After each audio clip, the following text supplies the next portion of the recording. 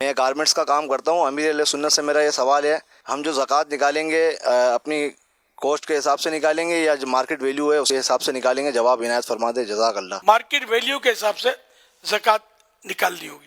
Sanitary کے gas item اور pump item spare parts سے تعلق ہے تو ہمارے بہت چھوٹے چھوٹے آئٹم ہوتے ہیں, یعنی کہ جن کی کوانٹٹی کئی ہزاروں میں کئی سو میں بنتی ہے.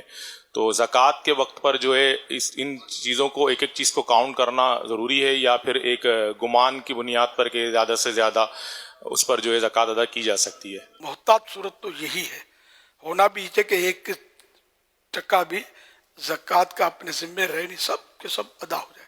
تو صورت یہی ہے کہ جس طرح کلوزنگ میں بھی تو گنتی کرتے ہی ہیں نا, تو یوں مطلب یہ کہ اس کی ساری گنتی کر کے جو زکوٰۃ بنتی ہے وہ ادا کرے.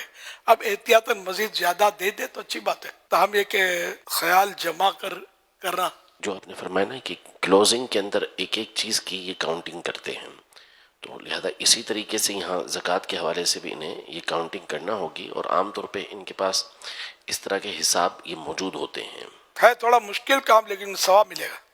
اندازے میں تو یہ رقم کے معاملے تو ویسے بھی نفس بڑا شرارتی ہے, یہ مطلب کچھ نہ کچھ یہ ڈنڈی مار دے گا.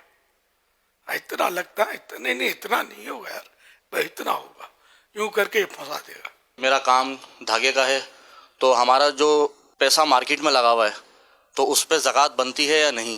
زکوٰۃ تو اس پہ بنے گی ہی باہر صورت, یعنی جو آپ نے مارکیٹ میں دیا ہوا ہے, مانگتے ہیں لوگوں سے, تو زکوٰۃ تو اس کی دینا ہی پڑے گی آپ کو. اور عافیت بھی اسی میں ہے کہ جب سال پورا ہو رہا ہے تو اس رقم کو بھی آپ اپنے دیگر جو آپ کے پاس مال موجود ہے اس کے ساتھ شامل کر لیں.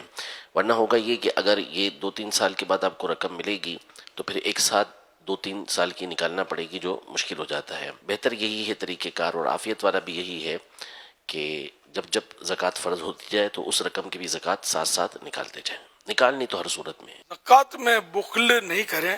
بزرگوں کے واقعات پڑھیں آپ, تو بزرگوں کا تو یہ اس طرح کے قول میں نے پڑھے کہ شریعت نے بے شک 2.5% زکوٰۃ رکھی ہے, مگر ہماری زکوٰۃ 100% ہم بچا کے نہیں رکھتے, جو آیا رائے خدا میں دے دیا.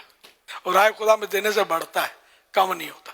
بعض لوگ سخی ہوتے ہیں, سخی ہوتے ہیں ایسا دل کھول کے دے رہے ہوتے ہیں, کروڑوں روپے دیتے ہیں, بعض اربوں روپے دے دیتے ہیں, پھر ان کا مال کم ہی نہیں ہوتا, مالدار سے مالدار تر ہوتے چلے جاتے ہیں. رائے خدا میں دینے سے کترانا نہیں چاہیے, اور دیا بھی تو اسی رب نے.